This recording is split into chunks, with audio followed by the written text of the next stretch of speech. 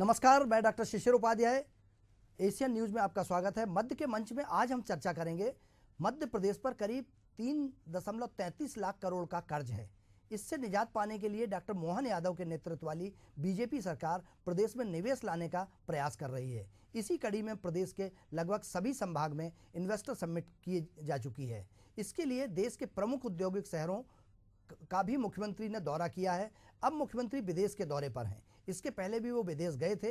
अब मोहन यादव जापान दौरे के दूसरे दिन ट्रांसपोर्ट और इंफ्रास्ट्रक्चर में निवेश और सहयोग पर चर्चा करेंगे। पहली बैठक ईस्ट जापान रेलवे कंपनी के साथ होगी। इससे पहले पूर्व मुख्यमंत्री शिवराज सिंह चौहान ने ग्लोबल इन्वेस्टर समिट किया था। इस समिट में उद्योगपतियों और निवेशकों ने 15,42,500 करोड़ रुपए से अधिक की लागत के उद्योग लगाने के प्रस्ताव दिए थे। मुख्यमंत्री डॉक्टर मोहन यादव ने बताया है कि बीते एक दशक में प्रदेश की अर्थव्यवस्था 3 गुना बढ़ चुकी है। अगले 5 साल में इसे 2 गुना करने का लक्ष्य है। राज्य का निर्यात भी 65,000 करोड़ तक पहुंच चुका है। राज्य सरकार ने एनर्जी, माइनिंग, एजुकेशन और MSME जैसे क्षेत्रों के लिए नई नीतियां बनाई हैं। निवेशकों के लिए यह नीतियां एक अनुकूल वातावरण पैदा कर रही हैं। आइए इस पर हम चर्चा करेंगे। पहले सुनते हैं कि इस जो प्रदेश के मुख्यमंत्री डॉक्टर मोहन यादव का दौरा है, इस पर जनप्रतिनिधि क्या कह रहे हैं। कांग्रेस को जब भी मध्य प्रदेश में कुछ अच्छा होता है तो पछता कहाँ है। मध्य प्रदेश के लिए निवेश सृजन हो, रोजगार संवर्धन हो, ये कांग्रेस को कहाँ समझ आएगा। और ये कांग्रेस की जो कलई है, जो सालों के शासन में जो कांग्रेस मध्य प्रदेश में नहीं कर पाई, वो आज होते हुए दिखता है। तो कांग्रेस की बौखलाहट स्वाभाविक है। माननीय मुख्यमंत्री जी सभी 9 करोड़ मध्य प्रदेश वासियों की आशाओं को लेके गए और मध्य प्रदेश में आर्थिक प्रगति हो, औद्योगिक क्रांति हो, उसके लिए वो निरंतर प्रयासरत हैं। पूरा मध्य प्रदेश की भावनाएं उनके साथ हैं। कांग्रेस सिर्फ मध्य प्रदेश को बदनाम करने और मध्य प्रदेश के हित में उठाए जाने वाले कदमों को नीचा दिखाने का काम करती है। ये बिहारी ने एक दोहा लिखा है, कोलू के तुम बैला बनी हो, 110 कोस घरईमा चली हो, कटी घास ना पई हो। जो कोलू का बैल होता है वो 150 किलोमीटर दिन भर में चलता है। जब उसकी आंख की पट्टी निकाली जाती है तो वो देखता है कि जहां से उसने चलना शुरू किया था वो तो वहीं खड़ा है। तो ये कोलू के बैल की तरह प्रयास है। ये पर्यटन है। पर्यटन करने, घूमने फिरने गए हैं मुख्यमंत्री जी। वहां से क्या, जापान से क्या निवेश आना है यहाँ। वो सेमीकंडक्टर तो बनाएगा नहीं भारत में, बनाएगा क्या। चिप तो बनाएगा नहीं भारत में, बनाएगा क्या। इलेक्ट्रॉनिक्स, उसका जो इलेक्ट्रॉनिक्स है वो पूरे बाजार में छाया हुआ है भारत में। खासतौर से music system, fridge, cooler, television और अपने माइक्रोवेव ओवन्स। तो वहीं से इतना उसका निर्यात है कि वो यहाँ का को फैक्ट्री लगाएगा। अब यहाँ का को टेक्नोलॉजी अपनी देगा आके। कोई भी देश जब किसी चीज़ का निवेश करता है दूसरे देश में तो कभी भी टेक्नोलॉजी एक्सचेंज नहीं करता वो, क्योंकि वही उसकी मोनोपोली का साधन है। तो Japan, South Korea, North Korea, इन देशों से उम्मीद ना करें कि कोई निवेश यहाँ पर आएगा। कोई उम्मीद ना करे कि निवेश यहाँ पर आएगा, क्योंकि कांग्रेस है, विपक्ष है, इसलिए वो तो कहेंगे। लेकिन जब कांग्रेस की सरकार थी तब भी इस तरीके की इन्वेस्टर समिट हुआ करती थी, इस तरह का प्रयास किया जाता था और विदेश यात्रा पर भी कांग्रेस की सरकार के मुख्यमंत्री जाया करते थे। क्या समस्या है जब प्रदेश के मुखिया अगर जापान जाते हैं, और जापान से शायद इसके पहले कांग्रेस के प्रवक्ता ये बताना भूल गए हैं कि जब इनके सरकार के मुखिया गए थे तो उन्होंने कहा था कि हम विदेशों से निवेश लाकर मध्य प्रदेश को आत्मनिर्भर बनाएंगे। यही उद्देश्य लेके हो सकता है कि डॉक्टर मोहन यादव गए हों। हमारी चर्चा का विषय यही है और हम इस पर चर्चा करें उसके पहले आइए आपको अपने जो सहयोगी हैं, गेस्ट हैं, उनसे परिचय कराते हैं। हमारे साथ जुड़े हैं वरिष्ठ पत्रकार हैं, समीक्षक, समालोचक हैं और रमेश शर्मा जी। आपका बहुत बहुत स्वागत है रमेश जी। इस मुद्दे पर चर्चा करने के लिए कांग्रेस से हमारी साथ जो जुड़े हैं श्री कांग्रेस के प्रवक्ता हैं श्री फिरोज सिद्दीकी जी, आपका बहुत बहुत स्वागत है। और भारतीय जनता पार्टी के प्रवक्ता के रूप में हमारे साथ श्री योगेश गुप्ता जी जुड़े हैं। आपका योगेश जी बहुत बहुत स्वागत है। हम सबसे पहले रमेश शर्मा जी के पास आना चाहते हैं। रमेश जी, आपने अभी कांग्रेस और भाजपा के प्रवक्ताओं की बात सुनी, आशीष जी ने क्या कहा, मुकेश नायक जी ने क्या कहा। आपको क्या लगता है कि एक परंपरा बन गई है कि विरोध के लिए विरोध करना है, बाकी सकारात्मक मामले हो सकते हैं, क्योंकि विदेश यात्रा से मुख्यमंत्री कुछ ना कुछ कहीं ना कहीं मध्य प्रदेश के प्रति कुछ उनका सकारात्मक भाव होगा? देखिए, मोटे तौर पर इसमें कोई शक नहीं कि इस समय अगर मुख्यमंत्री जी गए हैं तो वो कहीं ना कहीं निवेश को आमंत्रित करने के लिए गए हैं। तो और ये मध्य प्रदेश पहला राज्य नहीं है और ना मोहन यादव जी पहले मुख्यमंत्री हैं। देश भर के लगभग सभी मुख्यमंत्री और सभी दलों के मुख्यमंत्री निवेश के लिए विदेश जाते हैं और फिर निवेश के करार करके उसमें से लौटते हैं। ये ठीक है कि कई बार जितने करार होते हैं उतना निवेश नहीं आ पाता, कई बार कम निवेश आता है, लेकिन आता तो जरूर है। और ऐसा नहीं है कि कोई भी कांग्रेस के मुख्यमंत्री भी गए हैं, भाजपा के मुख्यमंत्री भी गए हैं, तो ऐसा नहीं है कि खाली हाथ लौटे हों। कर्नाटक के मुख्यमंत्री गए थे, हिमाचल के अभी गए मुख्यमंत्री। निश्चित रूप से पूरे भारत के मुख्यमंत्री जाते हैं जी। अभी पिछले दिनों कर्नाटक के मुख्यमंत्री गए थे, तमिलनाडु के मुख्यमंत्री गए थे, अलग अलग दलों की सरकारें हैं वहाँ। तमिलनाडु में कांग्रेस भाजपा नहीं है, अन्य सरकारें हैं, तो मुख्यमंत्री जाते हैं, निवेश के लिए आमंत्रित करके आते हैं। तो उसी में मोहन यादव जी गए हैं। और इस समय उनकी जापान यात्रा को मैं दो कारणों से महत्वपूर्ण मान रहा हूँ। एक समय हुआ करता था कि जापान की टेक्नोलॉजी बहुत हावी थी, लेकिन कहीं ना कहीं उसको थोड़ा सा चीन ने डाउन किया है। उस चीन ने जब से डाउन किया है तो उसको नया सेक्टर चाहिए था काम करने के लिए।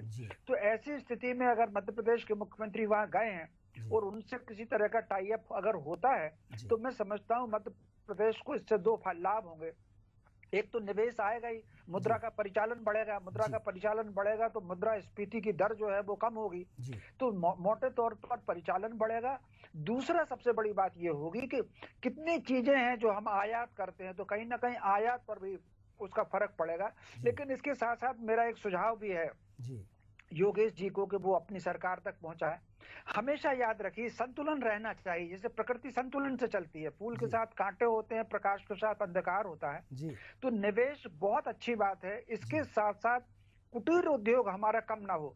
अमेरिका आज केवल इसलिए डाउन हो रहा है कि एक समय अमेरिका 100 वर्ष तक उसने पूरी दुनिया को अपने इशारे पर चलाया, आर्थिक दृष्टि से भी और सामरिक दृष्टि से भी, लेकिन इस समय डाउन केवल इसलिए हो रहा है कि उनके यहाँ जो लोकल कुटीर उद्योग था, जो मोदी जी ने कहा था लोकल फॉर वोकल, तो मैं समझता हूँ इस बड़े निवेश के साथ साथ उस मुद्दे पर भी सरकार समानांतर रूप से काम कर रही है।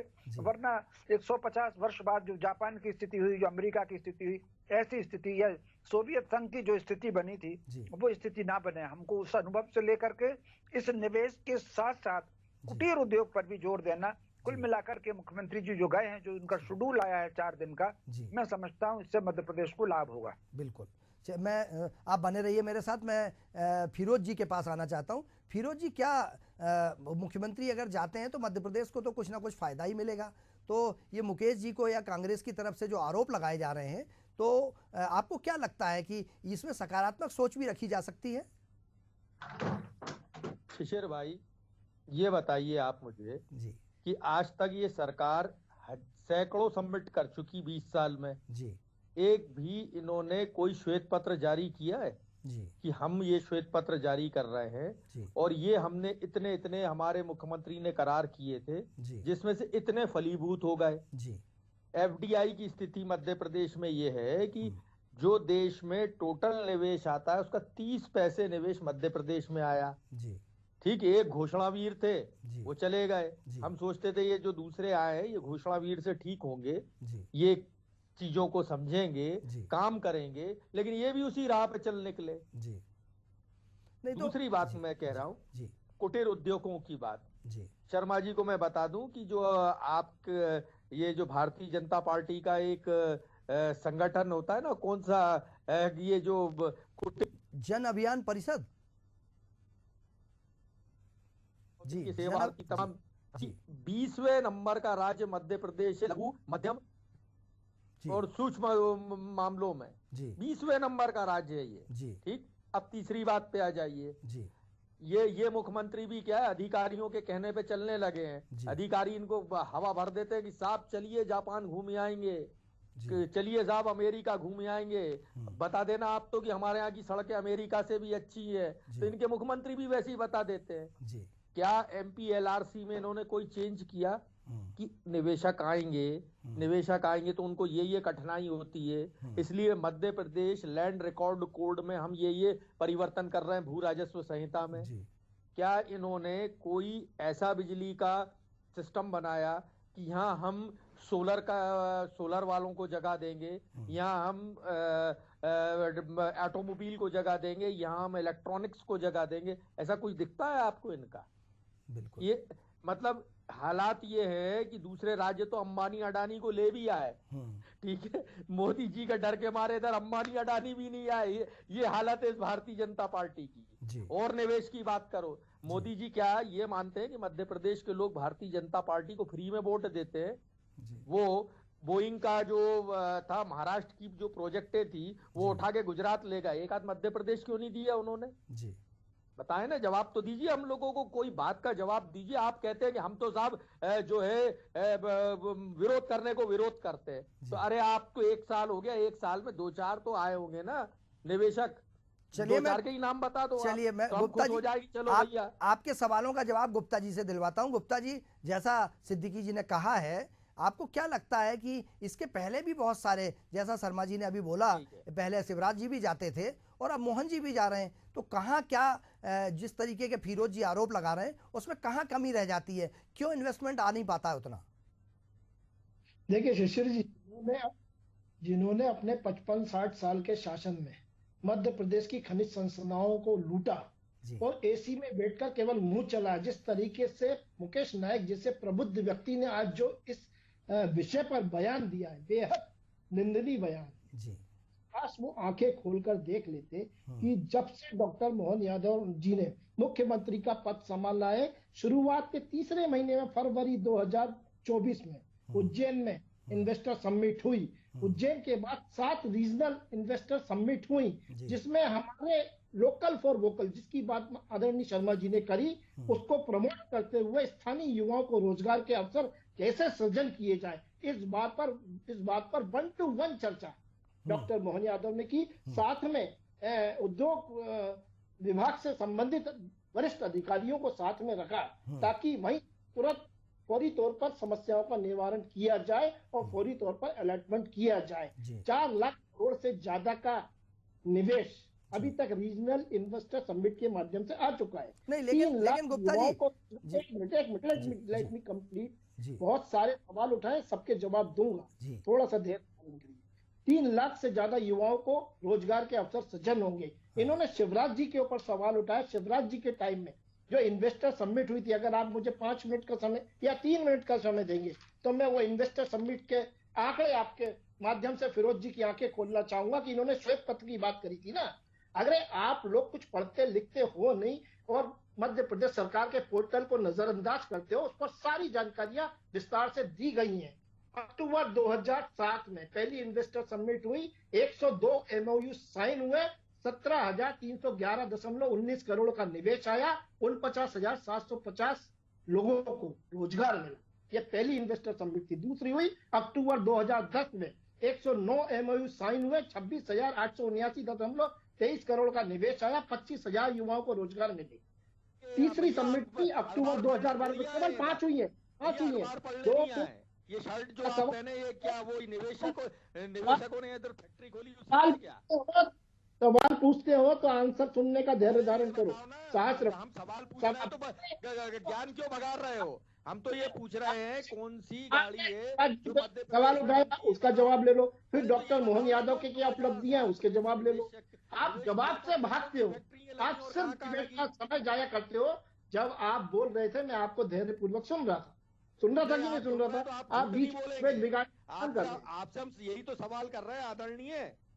अरे आदरणीय, हम यही तो सवाल कर रहे हैं आपसे। आप हमको ये बता दीजिए किधर जवाब दे लगा, कौन सी मालनपुर में लगवाई क्या, देवास में लगवाई क्या, उधमपुर में लगवाई क्या, ये फैक्ट्री लगी कहाँ है वो बता दो हमको। निश्चित जी, इस प्रकार की डिबेट से सार्थकता नहीं होती है। जब ये बोल रहे थे तो मैं इनको शांतिपूर्वक सुन रहा था। जब के माध्यम से जानकारी लगे कांग्रेस के पेट में प्रयास कर रहे हैं। अच्छा काम होता है। ये जो संगी आते हैं ना, ये संगी आते बंद कर दो। अपनी वास्तविकता, हमें पिन पॉइंट पे आंसर चाहिए। मेरी जेब का 200 रुपए का समोसा खा रहे हैं मुख्यमंत्री उधर, वो आज उभरते हुए मध्य प्रदेश को नहीं देख पा रहे हैं। उद्योगपतियों को कैसे आकर्षित करता है, ये मोहन यादव ने बखूबी दिखाया। मुझे पिन पॉइंट आंसर चाहिए अपनी बात का। शिशिर जी, इस प्रकार में डिबेट करता नहीं हूँ, और ये कांग्रेस के लोग हमेशा इसी प्रकार घर चले जाओ। आप प्रश्न पूछते हो, जवाब सुनने का तो साहस रखो। आप बताओ ना, 2007 में कौन कौन सी फैक्ट्री लगी, 49,000 लोगों को रोजगार मिल गया, तो कहाँ मिला? देखिए योगेश जी, सिद्दीकी जी, हम आप एक दोनों लोग पानी पी लीजिए, मैं जब तक रमेश जी के पास आ रहा हूं। रमेश जी, चूंकि आरोप प्रत्यारोप तो भाजपा और कांग्रेस और भाजपा एक दूसरे पर लगाएंगे, आपको लगता है ऐसी बातें आती थीं कि पहले जितने भी इन्वेस्टर समिट हुए हैं, अपेक्षा के अनुरूप उतना इन्वेस्टमेंट नहीं आ पाया था, और उसकी कमी को दूर करने की कोशिश सरकार में बैठे उच्च अधिकारी लोग हैं, ये प्रयास कर रहे थे। एकल खिड़की की भी शुरुआत की थी, क्योंकि उद्योगपति बहुत सारे लोग, मैं भी जानता हूं, आप भी जानते हैं कि बहुत सारे उद्योग आ सकते थे, लेकिन कुछ टेक्निकल समस्याएं थी, कुछ ऐसे जो लिखा पढ़ी में नहीं हो पा रहा था, ऐसी समस्याओं की वजह से उन लोगों ने विड्रा कर लिया था। देखिए, स्वाभाविक रूप से ये बात सही है, 100% तो रिजल्ट कहीं नहीं आते। हम सब लोग भी अगर स्कूल जाते थे तो क्या 100 में से 100 नंबर ले आते थे? क्या नहीं आ सकते थे?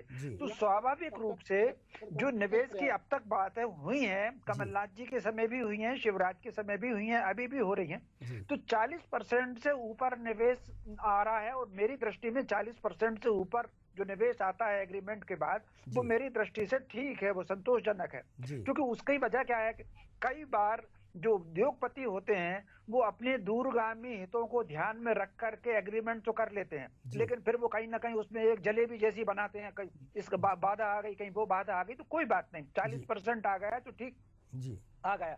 तो मैं समझता हूं निवेश के लिए हमको प्रयत्न तो करना चाहिए।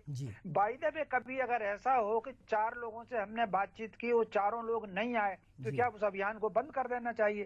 अभियान तो चलते रहना चाहिए, क्योंकि आने वाली भविष्य की जो दुनिया है, भविष्य की दुनिया कहीं ना कहीं भारत के हाथ में है, क्योंकि सबसे ज्यादा युवाओं का देश है। और कम से कम अगले 50 वर्षों तक भारत युवाओं का देश रहेगा, उसके बाद फिर डाउनफॉल यहाँ पर शुरू होगा। तो इन 50 वर्षों में हम कितना निवेश लाते हैं, कितनी टेक्नोलॉजी खुद की खड़ी करते हैं, ये जो चीज होगी, जो भारत इस समय स्टेब्लिश हो जाएगा, ये मान करके चलिए कि आगे चल करके काम आएगा।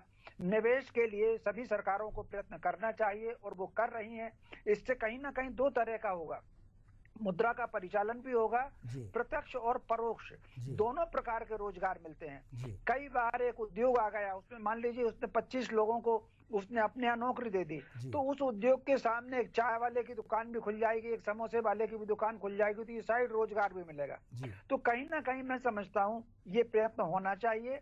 और वैसे जहां तक आरोप प्रत्यारोप की है, हॉकी में जिस तरीके से पाले बदल जाते हैं, उसी तरीके से जो पार्टी विपक्ष में आती है वो आलोचना में आ जाती है, जो सरकार में आती है वो नीतियों का समर्थन करने लगती है। तो ये तो खास तौर से चलता ही है, लेकिन कुछ बिंदु हैं जिनको राजनीति से ऊपर मानकर चलना चाहिए। समृद्धि की दृष्टि से जो काम हो रहे हैं उसमें सबको सपोर्ट करना चाहिए। बिल्कुल। रमेश जी, एक सवाल और, चूंकि ये भाजपा और कांग्रेस दोनों आरोप प्रत्यारोप लगाते हैं, ये आपने भी देखा होगा, कुछ आपने उस पर शुरुआत भी की थी कि कुछ बड़े उद्योगपति जमीनें ले लेते हैं सरकार से, जमीन पे फाइनेंस हो जाता है। ये मैं 2010-12 के बाद की बात कर रहा हूं कि कुछ बड़े उद्योगपतियों ने बहुत सारी सरकार से जमीनें ले ली, उस पर फाइनेंस भी हो गया, लेकिन आज तक धरातल पे उनके उद्योग नहीं उतर पाए। तो ऐसे से बचना चाहिए।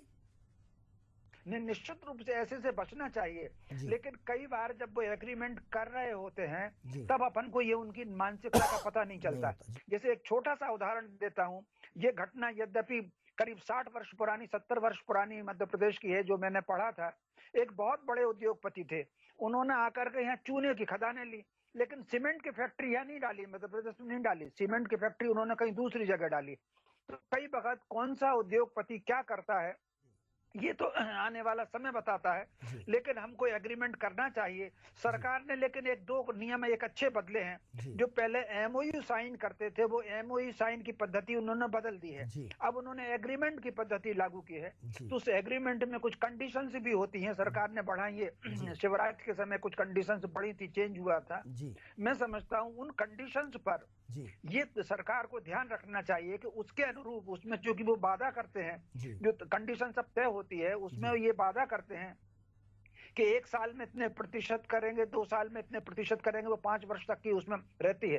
तो मैं समझता हूँ जो तंत्र होता है, उस तंत्र को इस बात में ध्यान रखना चाहिए कि वो जो एग्रीमेंट की निवेश की जो कंडीशन है वो बराबर पूरी हो रही है कि नहीं हो रही। और अगर उसमें वो कुछ कमजोरी आ रही है, मान लीजिए जो एग्रीमेंट है उससे निवेश कम हुआ है, तो मैं समझता हूँ उस पर थोड़ी कार्रवाई होना चाहिए, लिखा पढ़ी हो, ना ज्यादा कुछ हो तो चिट्ठी पत्री जारी करें। मैं समझता हूँ इसमें थोड़ा तंत्र को एक्टिव होने की आवश्यकता है। बिल्कुल। मैं एक बार फिर से फिरोज जी आपके पास आना चाहता हूँ, और योगेश जी आपसे आग्रह है कि जो वो जवाब दे रहे थे और नए मामलों में जो वो आपसे पूछेंगे वो आप पक्ष रखिएगा, और फिरोज जी जब योगेश जी जवाब दें तो आप उनका सुनिएगा। मेरा आग्रह सिर्फ ये है कि आपने आरोप लगाए हैं, आपकी 15 महीने सरकार थी फिरोज जी, और सरकार के दौरान बहुत सारे ऐसे अवसर आ सकते थे कि जब माननीय कमलनाथ जी उस समय मुख्यमंत्री थे और वो विदेश यात्रा पे गए थे, ऐसे एमओयूज जिन लोगों ने गलत किया था, एमओयू करने के बाद उद्योग नहीं डाला था, ऐसे लोगों के खिलाफ कार्रवाई आपकी सरकार कर सकती थी? देखिए, खंडवा में हमने उद्योग डाला, अपोलो टायर्स आया, मध्य प्रदेश में 20,000 करोड़ के जो हमने एक लिस्ट जारी की थी कि ये जमीन पर उतर चुके हैं, 20,000 करोड़ के। ये कमलनाथ जी की सरकार की 15 महीने का काम है। दूसरी बात, अगर इन्होंने कोई, हम कह रहे हैं कि आज के 20 साल में जो हुआ वो हो गया, ठीक है। अब लेकिन क्या सरकार ने आप पत्रकारों के माध्यम से कोई खाका रखा सामने कि ये हमारे बीच में दिक्कतें थी, इन दिक्कतों को हम दूर कर रहे हैं और इन दिक्कतों को हम समाहित कर रहे हैं, उसमें ये बदलाव कर रहे हैं ताकि हमारे यहाँ निवेश आ सके। अरे ये महिंद्रा के पास, टाटा के पास चले जाते तो कम से कम, अभी महिंद्रा ने पूना में 2,000 करोड़ की जमीन खरीदी है, वो अपना नया प्लांट डालने वाले, वो मध्य प्रदेश में ले आते आप पीथमपुर में। नहीं, लंदन जाएंगे घूमने, जापान जाएंगे घूमने। अरे भैया मैंने टैक्स दिया है, मेरे बच्चों की फीस जमा करना मैं जानता हूँ, 18% जीएसटी ले रहे हो तुम। मेरे बच्चे अगर एग्जाम में फॉर्म भरता है तो ठीक है, मैं टॉयलेट भी जा रहा हूँ तो तुम जीएसटी ले रहे हो, तो मैं पूछूंगा नहीं सवाल कि आप क्या करने जा रहे हो उधर। आएंगे आधा मिनट है ना, मुख्यमंत्री जापान के बारे में बताएंगे, उसके बाद फिर कांग्रेस शुरू हो जाएंगे कि ये कांग्रेस ने ऐसा किया था। इनके जब अध्यक्ष नहीं बता पाए मीडिया के, तो ये कौन से ज्ञानी है? इनके मीडिया के अध्यक्ष यही कह रहे थे कि कांग्रेस के पेट में दर्द होता है। अरे वो अब मीडिया के अध्यक्ष नहीं हुए, दाई हो गए वो कहीं के गांव की, तो उनको पता है कि किसके पेट में दर्द होता है। अरे कोई तथ्यात्मक बात करो, कोई तरीके की बात करो, कोई तथ्य सामने लाओ। पूरे देश में 70 मॉडल कार के बनते हैं, तुम्हारे प्रदेश में एक मॉडल नहीं बनता। बताओ को क्या बनता है प्रदेश में? कौन सी कार बनती, बताओ मेरे को। आइशर हम लोग छोड़ के गए थे, ये आइशर से दूसरा कोई चीज ला ही नहीं पाए पूरे प्रदेश में। आइशर कांग्रेस छोड़ के गई थी, आइशर ट्रैक्टर भी, आइशर भी, कॉन्टेसा, हिंदुस्तान मोटर्स, पीथमपुर जो होता है पिंपरी पुणे के बाद सबसे बड़ा इंडस्ट्रियल कॉम्प्लेक्स था ऑटोमोबाइल का, एक टायर नहीं बनवा पाए ये। योगेश जी चूंकि समय की कमी है, योगेश जी आप उनका जवाब तो दे सकते हैं। आ चुके कारों के। फिरोज जी आप जवाब सुनिए। जी फिरोज जी आप जवाब सुनिए प्लीज। देखिए, आप साहस रखिए जवाब सुनने का। जबलपुर इन्वेस्टर समिट में अशोक लीलैंड महिंद्रा से बड़ा है, उसके बाद वोल्वो 15,000 करोड़ का निवेश, अशोक लीलैंड, एबीएनएल 6,000, एसआरआईफाई इंदौर में 25,000 करोड़ का, वीईसीबी इंदौर में रिसर्च सेंटर। ये जो रीजनल समिट है उसके आंकड़े रख रहा हूँ। और डॉक्टर मोहन यादव की सरकार जो जापान में आज 1-to-1 उद्योगपतियों से मिल रही है, तो हम बता दें पीथमपुर हमारा ऑटोमोबाइल में उभरता हुआ सेक्टर है, और ऑलरेडी पीथमपुर से हमारे यहाँ से जापान को जो चीजें निर्यात की जा रही है उसके बारे में थोड़ी सी जानकारी देना चाहूंगा कि एल्यूमिनियम, कार्बनिक रसायन, परमाणु रिएक्टर, बॉयलर्स, यांत्रिक उपकरण, फार्मास्यूटिकल जैसे बड़े बड़े आइटम ऑलरेडी जापान को मध्य प्रदेश से निर्यात हो रहे हैं। कहने का तात्पर्य है कि आप आंखों पर बैठते हैं और निवेश 4 लाख करोड़ का, ये कोई हवाई नहीं है। इसमें जैसा कि शर्मा जी ने बताया कि कंडीशन होती है, उन कंडीशनों से भी बेहतर होगा। बनता कहाँ है ये तो बताइए, कहाँ बन कहाँ रहा है? साल में 2 साल में अगर यूनिट चालू नहीं हुआ, जबलपुर इंडस्ट्रियल यूनिट में 29 यूनिट का लोकार्पण माननीय मुख्यमंत्री ने किया। डॉक्टर मोहन यादव की सरकार ने 29 से ज्यादा यूनिटों का लोकार्पण किया। कांग्रेस के लोग आंखों पर पट्टी बांध, कहां पर ये हम तो बता ही नहीं रहा, आप बताओ तो कहां पर अभाव है।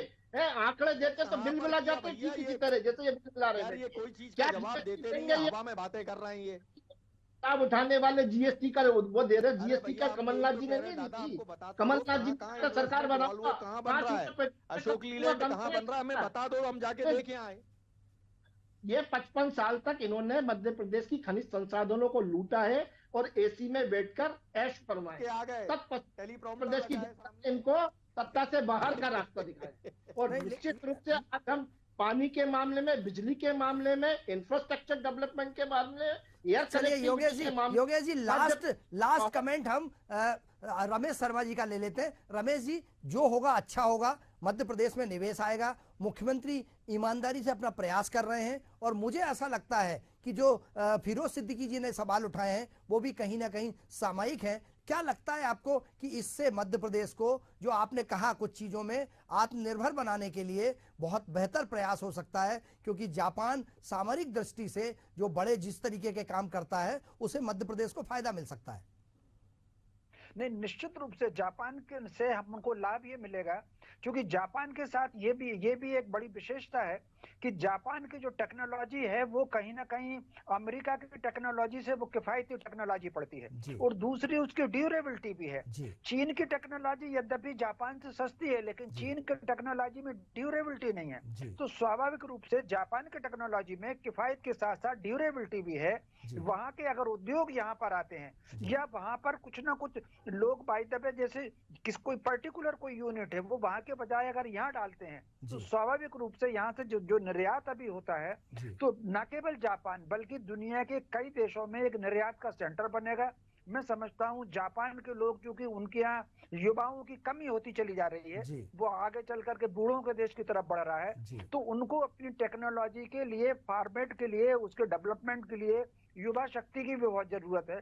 तो भारत की युवा शक्ति और उनकी तकनीकी दोनों मिलकर के मैं समझता हूँ उसमें जापान को भी लाभ होगा, भारत को भी लाभ होगा। और मध्य प्रदेश का योगदान, जो मोदी जी ने 2047 का जो लक्ष्य निर्धारित किया है, उनका मानना है अगले 5 वर्षों में जो मोहन यादव जी ने लक्ष्य निर्धारित किया है कि भारत की अर्थव्यवस्था में अगले 5 वर्षों में मध्य प्रदेश 5% अपना योगदान दे, अभी शायद 3.5% है।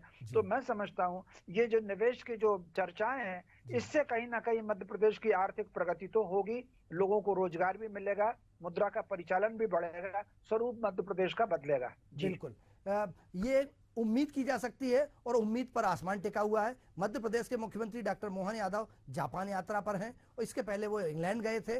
क्या मिलता है ये तो वक्त बताएगा, लेकिन आरोप प्रत्यारोप का दौर चलता रहेगा। हमारे साथ इस मुद्दे पर चर्चा करने के लिए रमेश शर्मा जी, कांग्रेस से फिरोज सिद्दीकी जी और भारतीय जनता पार्टी से योगेश गुप्ता जी जुड़े। आपका बहुत बहुत धन्यवाद। खबरों का सिलसिला जारी रहेगा, बने रहिए एशियन न्यूज पर। मुझे दीजिए इजाजत, नमस्कार।